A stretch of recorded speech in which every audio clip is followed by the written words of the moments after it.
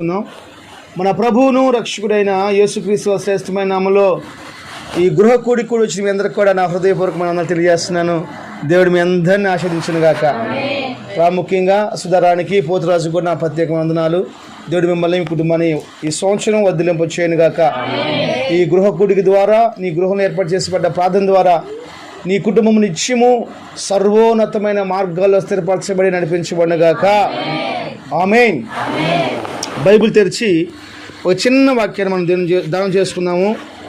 Bible తెరవండి. లూకాసు వార్త 12వ అధ్యాయము ఒక చిన్న వాక్యం చదువుకుందాం. 12వ అధ్యాయము 16వ వాక్యం నుంచి మనం చదువుకుందాం. 16వ వాక్యం నుంచి. మరియు ఆయన వారితో ఈ ఉపమానం చెప్పెను. ఒక ధనవంతుని భూమి సమృద్ధిగా పండెను. అప్పుడు అతడు, నా పంట సమకూర్చుకొనుటకు నాకు స్థలము చాలదు కనుక నేనేమి చేతునని తనలో తాను ఆలోచించుకొని, నేను ఇలాగు చేతును, నా కొట్లు విప్పి వాటికంటే గొప్ప వాటిని కట్టించి అందులో నా ధాన్యమంతటిని నా ఆస్తిని సమకూర్చుకొని, నా ప్రాణముతో, ప్రాణమా, అనేక సంవత్సరములకు విస్తారమైన ఆస్తి నీకు సమకూర్చబడి ఉన్నది, సుఖించుము, తినుము, త్రాగుము, సంతోషించుమని చెప్పుకొందుననుకొనిను. అయితే దేవుడు, వెర్రివాడా, ఈ రాత్రి నీ నీ నీ ప్రాణమును అడుగుచున్నాను, నీవు సిద్ధపరిచినవి ఎవనివగునని అతనితో చెప్పెను. దేవుని ఎడల ధనవంతులు కాక తన కొరకే సమకూర్చుకొనువాడు అలాగునే ఉండునని యేసు ప్రభువారు చెప్పెను. హల్లెలూయా. చిన్న ప్రార్థన. మహాపరిశుద్ధుడు అయిన తండ్రి, నమ్మకస్తుడా, కృప చూపించండి.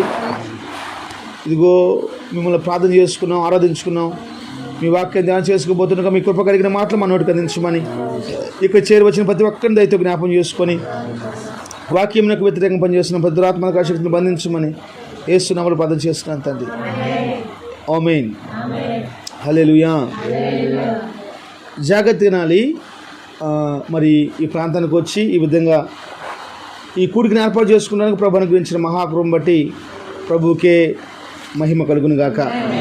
ఈరోజు నేను చెప్తున్న ఒక మాట ఏంటంటే, నీ కుటుంబము లేకపోతే నువ్వు వెర్రివాడిగా, వెర్రి కుటుంబంగా ఉన్నావా, లేకపోతే ఏర్పాటు చేసుకున్న కుటుంబంగాను, ఎన్నుకోబడ్డ వ్యక్తిగాను నువ్వు ఉన్నావా?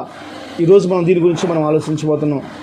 దీని గురించే ఒక చిన్న వాక్యాన్ని మనం ధ్యానం చేసుకోబోతున్నాం. ఈ వెర్రి వాళ్ళు ఎవరు? వెర్రివారి కుటుంబం ఎలా ఉంటుంది?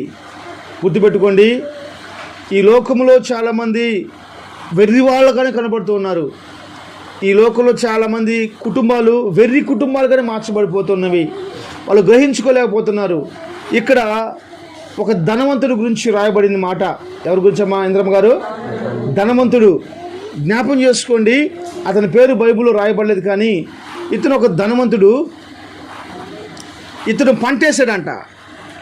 ఏమేశాడమ్మా? పంటేశాడు. ఆ పంట సమృద్ధిగా పడిందంట. ఆ పంట సమృద్ధిగా పడింది.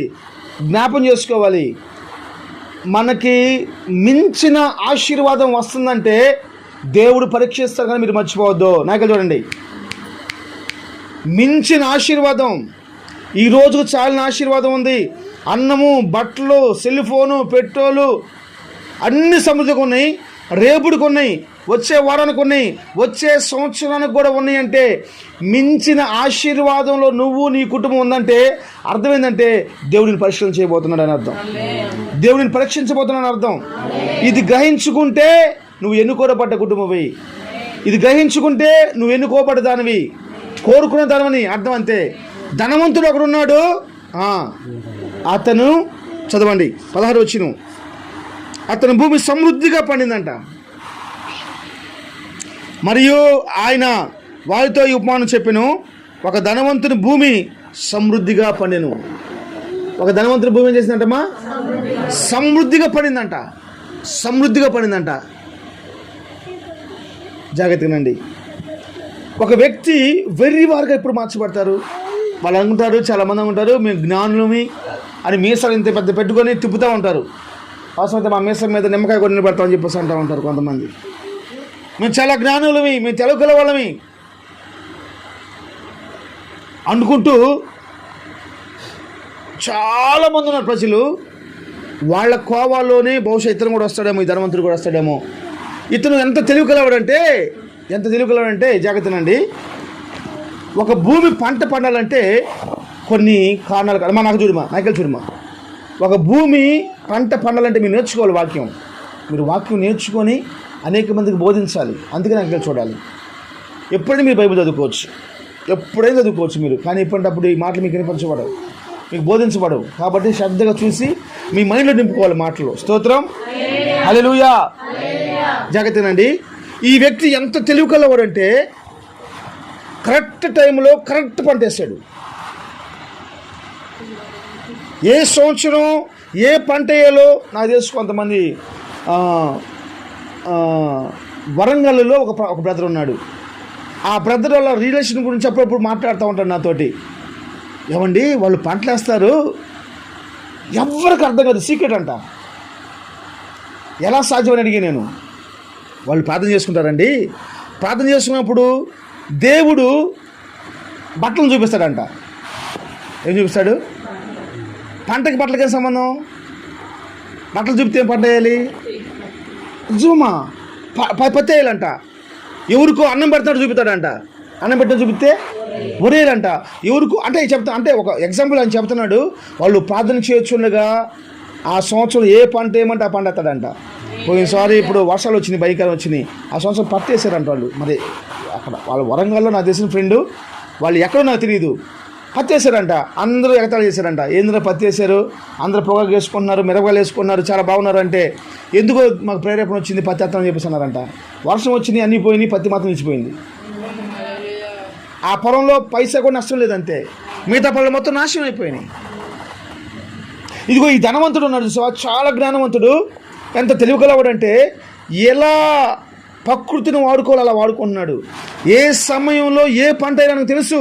అందుకనే ధనవంతుడి భూమి బహు సమృద్ధిగా పండిందంట. నేనంటాను, జ్ఞానం లేని వాళ్ళు, లోకస్తులే ఇంత జ్ఞానంగా ప్రవర్తిస్తూ ఉంటే, ఎన్నుకోబడ్డ వాళ్ళం, ఏర్పాటు చేయబడ్డ వాళ్ళం, ఇంకా మనం ఎంత జ్ఞానంగా ఉండాలి. ఎందుకు మన ఆస్తి నష్టపోవాలి? ఎందుకు మన డబ్బు వడ్డీలు పాలవ్వాలి? ఎందుకు మన డబ్బు హాస్పిటల్ పాలవ్వాలి? ఎందుకు మన డబ్బు అన్యాయంగా చేసుకోవాలి? మన కష్టం ఎందుకు అన్యాయం అయిపోవాలండి? చెప్పాలి. లోకస్తులకున్న జ్ఞానం కూడా క్రైస్తవులకు ఉండలేదు. లోకస్తుకున్న జ్ఞానం కూడా క్రైస్తవులకు ఉండలేదు. అందరితో నలుగురితో మనకు నష్టం వచ్చిందా? ఒకళ్ళు ప్రార్థన చేయమన్నారు నన్ను. మరింపేటలో నుంచో ఎక్కడి నుంచో ఫోన్ చేశాను నాకు, చీరాల్లో. ప్రార్థన చేయని బ్రదర్ అని చెప్పి అన్నాడు. అమ్మ ఎందుకు కోసం ప్రార్థన చేయమనంటే, ఇటు సంగతి రోడ్డు వేసారు, ఆ రోడ్లో మా ఇల్లు పోకూడదని ప్రార్థన చేయమని చెప్పి అంటుంది. అంటే 100 ఇళ్ళు పోవాలంట, ఆ ఇల్లు మాత్రం పోకూడదంట. నేను అందుకోసం ఏం ప్రార్థన చేయాలి? రోడ్డు ఎత్తనారు, అడ్డమైపోయింది, వరసలు కొట్టుకుంటూ వస్తున్నారు. ఆ ఇల్లు కూడా తీసేసేయాలి, ఆ ఇల్లు తీసేయకూడదంట, ఆ ఇల్లు అలాగే ఉండిపోవాలంట. నేను చెప్పానమ్మా, నువ్వు అధికారులకు లోపడు. 100 మందితో నువ్వు నష్టపో.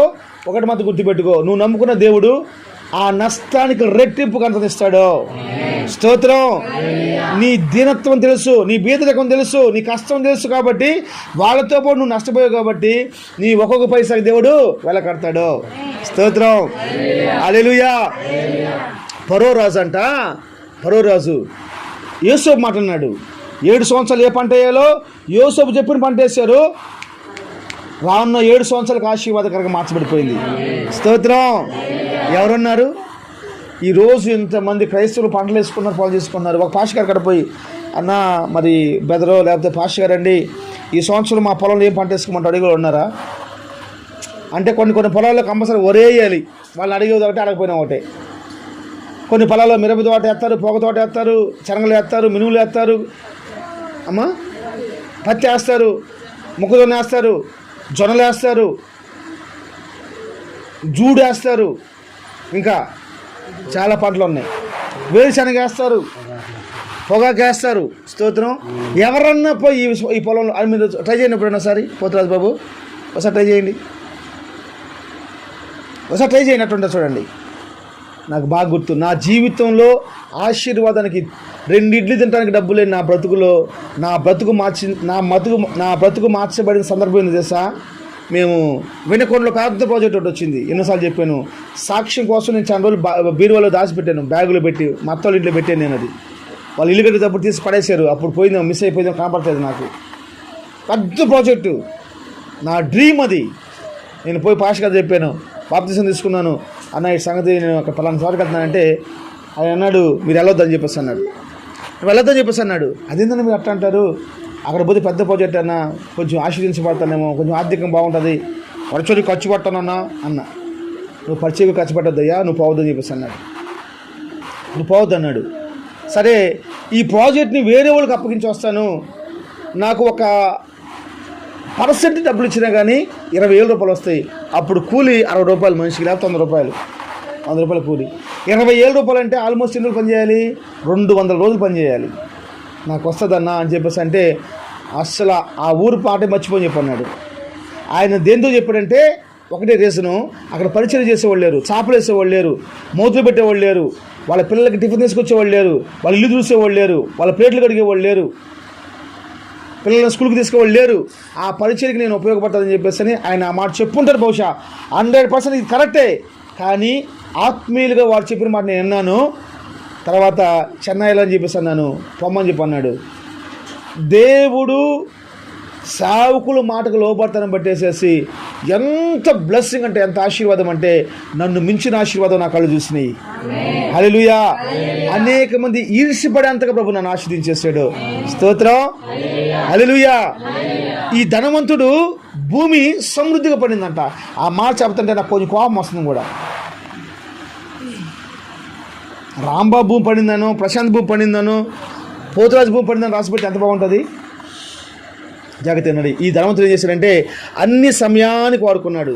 ఏ ఎండని కరెక్ట్గా వాడుకున్నాడు, మంచుని కరెక్ట్గా వాడుకున్నాడు, వర్షాన్ని కరెక్ట్గా వాడుకున్నాడు. ఎప్పుడెప్పుడు ఏది దేవుని దగ్గర నుంచి, ప్రకృతి నుంచి వస్తుందో అది కరెక్ట్గా వాడుకున్నాడు మా. అందుకనే భూమి సూపర్గా పండిపోయింది. అతనికి అర్థం కాల, గుర్తుపెట్టుకోవాలి. అతనికి ఏం అర్థం కాలేదు, నేను ఈ నెలలు పంట వేసాను, ఈ పంటలో ఇంత పంట వచ్చింది, ఈ పంట అంత పండితే ఎక్కడ పెట్టుకొని అర్థం కాల. పంట వేసాడు, ఒక 1000 బస్తా వస్తుంది, 1000 బస్తాకు ఆల్రెడీ గూడలు వస్తున్నాయి అని చెప్పనుకున్నాడు. ఆశ్చర్యకరంగా 5,000 బస్తాలు పండింది. అతను ఊహించుకోవాలా. నేను చెప్తున్నాను, ఈరోజు నేను చెప్పే మాట జాగ్రత్తగానండి. ఎవరు వెర్రి వాళ్ళు, ఏ కుటుంబం వెర్రి కుటుంబం అంటే ప్రకృతిని వాడుకున్న కుటుంబం మాత్రం నిశ్చయంగా వెర్రిదే. ప్రకృతిని వాడుకున్న వ్యక్తి వెర్రోడే. అయితే ప్రకృతిని వాడుకుంటూనే, దేవుడిచ్చిన సమయాన్ని వాడుకుంటూనే, ప్రకృతి కోసం వాడుకుంటూనే, వాళ్ళ దీవించబడడం కోసం వాడుకుంటూనే దేవునితో సమ్ టైం గడపాలి. దేవునితో కూడా కలిపితే ఆ సమయం ఈ సమయం దీవెనకరంగా మార్చబడిపోయింది. వీటికి లెగిసిన కానించి పని పని పని పని పని పని పని తినటం పని, తినటం పని, తినటం పని, తినటం పని. అందుకని బైబిల్ చెప్తున్న మాట ఏం తెలుసా, అతను భూమి సముద్రకు మధ్య పడింది అనుకుంటున్నాడు. ఏమనుకుంటున్నాడు? నా ప్రాణమా తిను, త్రాగు, సుఖించు. ఇంకేం లేదు, ప్రార్థన లేదు, మోకరాలు లేదు. అరే ఈ సంవత్సరం ఒక 5,000 బస్తా పడిందే, కనీసం చర్చికి ఒక 50 కానుకిద్దామని కూడా ఆలోచన లేదు మా. కనీసం అదిగో సేవకులు అడిగేసి ఎక్కడ బీదలు ఉన్నారో, ఎవరికి అవసరమో వాళ్ళకి ఏదైనా సహాయం చేస్తామని సలహా కూడా తీసుకోవాలి లేరు. ఇంకేదానంటే కోటీశ్వరులకి క్రిస్మస్ పండుగ రోజు ఈ లక్షాధికారి దుప్పట్లు పంచుతాడంట. ఎవరా ముసలోళ్ళు? కోటీశ్వరులు. ముసలోళ్ళేమో కోటీశ్వరులు, ఈ పెట్టేవాడేమో లక్షాధికారి, లేకపోతే వేల సంపాదించుకునేవాడు. వీడు వేలాధికారి, వేలాధికారి లేకపోతే లక్షాధికారి. కోటీశ్వరులకు దుప్పట్లు పంచుతాడంట. వాడికి ఎందుకులే పాపం బాధగా ఉండాలని చెప్పేసి ఆ ముసలోళ్ళు తీసుకుంటారు కోటీశ్వరులు కూడా తగ్గించుకొని. వీడు మీద విషయాలు చెప్తాడు. ఇంకా నేను క్రిస్మస్ పండగకి దుప్పట్లు పంచాను, చీరలు పంచాను, జాకెట్లు పంచాను, జ్యూస్ ఇచ్చాను. ఎవరు కూడా, ఏ పురుషుడు ఏ స్త్రీ కూడా, ముసలోళ్ళు కూడా ఇది క్రిస్మస్ పండగకి అలా నోటి చిన్న చీర నేను కట్టుకున్నాను అని చెప్పి చెప్పిన వాళ్ళు లేరు. 2 సార్లు కట్టుకుంటారు, 3 సార్లు తీసి పడతామే. పైకి రాదు చీర, అది 100 రూపాయలు 3 చీరలు వస్తారు చెన్నైలో సరవణ స్టోర్లో. 5 తెచ్చుకుంటారు. ఇక్కడికి వచ్చి 100 రూపాయలు ఒకటి కొనుక్కుంటారు. ఆ 100 రూపాయలు వచ్చేది కొనుక్కొచ్చుకొని ఇల్లు పెద్ద భక్తి చేసినట్టు, లేకపోతే ఇది చేసినట్టు అనుకుంటారు. స్తోత్రం. హల్లెలూయా. జాగ్రత్తగా నాలి. నీ కుటుంబం వెర్రి కుటుంబంగా మార్చబడకుండా ఉండాలంటే, నువ్వు వెర్రిదానిగా మార్చబడకుండా ఉండాలంటే, హఠాత్తుగా మరణము నీ ఇంట్లోకి రాకుండా ఉండాలంటే, హఠాత్తుగా మరణము నీ పైకి రాకుండా ఉండాలంటే నువ్వు చేయవలసిన ఒక పని ఉంది. ఏందో తెలుసా? అది ఈ దేవుడిచ్చిన సమయాన్ని ప్రకృతి కోసం వాడుకుంటూ మాత్రమే కాదు, దేవుడు నీకిచ్చిన సమయాన్ని దేవుని కోసం కూడా వాడబడాలి. స్వార్థ పరిచయలో వాడబడాలి, కరపత్రాల పంచే పరిచయలో వాడబడాలి, గృహ కూడికలకు నువ్వు రావాలి, ప్రార్థనా కూడికలకు నువ్వు పోవాలి.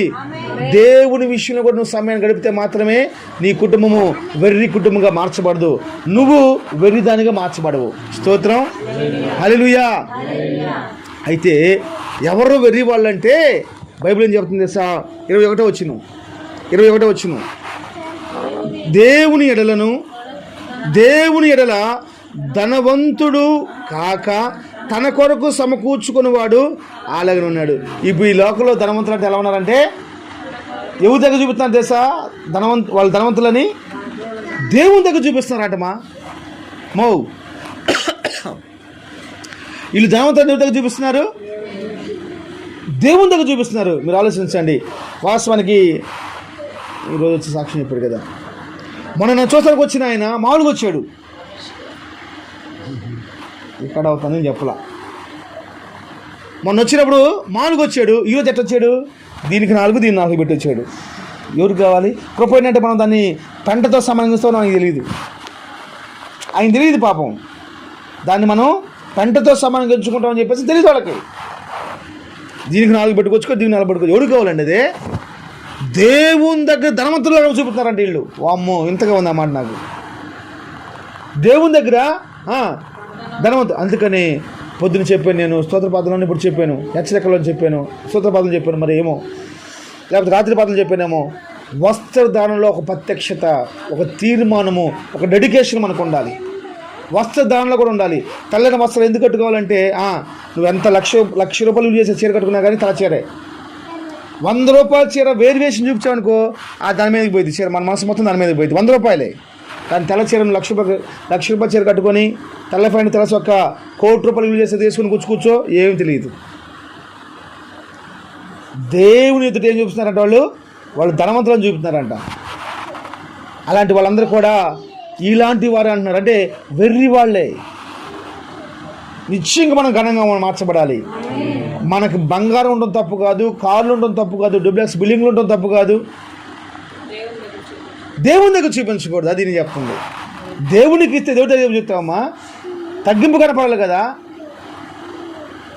కొంచెం సమృద్ధిగా ఉందనుకో, కింద కూర్చుంటామా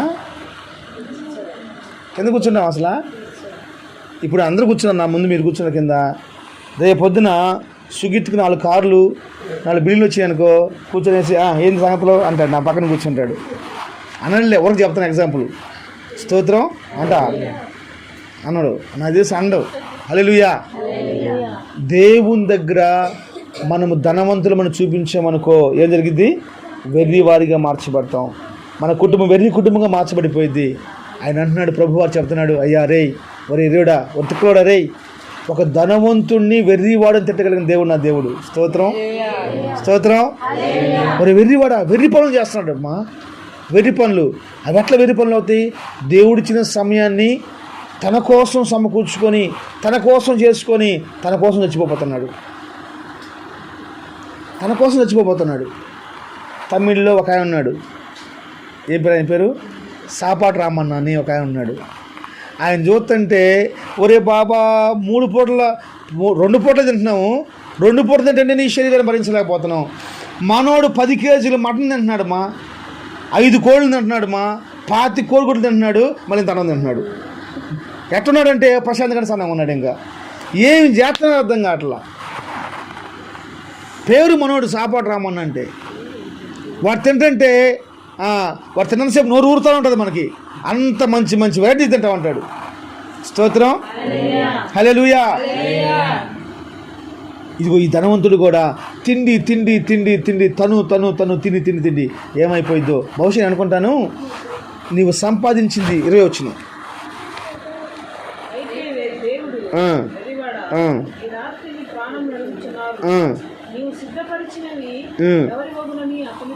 బహుశా నేను అనుకుంటానమ్మా, నువ్వు సిద్ధపరిచినవి ఎవరి వగును. ఇప్పుడు అమ్మాయి అన్నం వండింది, ఎవరికోసమ్మా చెప్పాలి?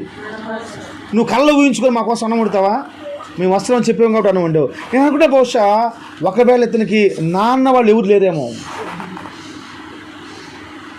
ఒక నాన్న వాళ్ళు ఉన్నా కానీ వాళ్ళందరూ దూరంగా పెట్టేసారేమో. ఎవరు అవుతాయి? నీ బిడ్డలు తింటారా? నీ భార్య తినిద్దా? నీ బంధువులు తింటారా? ఒకరు ఉన్నా కానీ వాళ్ళకు దగ్గర అనేది పోయి పనికిమానాడు. అందుకే దేవుడు వెర్రివాడని మాట్లాడుతున్నాడు. ఒక వ్యక్తిని వెర్రివాడని ప్రభు సంబోధిస్తూ ఉన్నాడు. గుర్తుపెట్టుకోండి, మనము వెర్రివారం కాము. మన కుటుంబాలు వెర్రి కుటుంబాలు కావు. మనము ఏర్పాటు చేయబడ్డ కుటుంబాలు, మనం ఎన్నుకోబడ్డ కుటుంబాలు. మనం ఎన్నుకోబడ్డ వారం. హల్లెలూయా. లోకం నుంచి వేరు చేయబడ్డ వాళ్ళం. మనం దీవించబడాలి. దేవుడి చేసిన సమయాన్ని మనం దేవుని కోసం వాడుకోవాలి. దేవుడి చేసిన సమయాన్ని దేవునితో గడపడం కోసం కూడా మనం వాడుకోవాలి. ఎప్పుడైతే దేవుడి చేసిన సమయాన్ని దేవుని కోసమును మన కుటుంబం కోసమును వాడుకున్నట్లయితే మనం ఏర్పాటు చేయబడ్డ వాళ్ళగా మార్చబడతాం. మనం ఎన్నుకొనబడ్డ వారిగా మార్చబడతాం. ఎర్రివారిగా మాత్రం మార్చబడం. అందుకని గద్దెనలో నేను చెప్పాను. ఏం చెప్పాను? మనము పగలంతా కూడా మన కుటుంబాల కోసం కష్టపడాలి. రాత్రి సమయంలో దేవుని కోసం కష్టపడాలి. దేవుని కాడ నుంచి పొందుకున్న కోసం కష్టపడాలి. ఇలాంటి ఆత్మ ఇక్కడ చేరిన ప్రతి ఒక్కరికి, ఈ కుటుంబానికి ప్రభు అనుగ్రహించును గాక. ఆమేన్.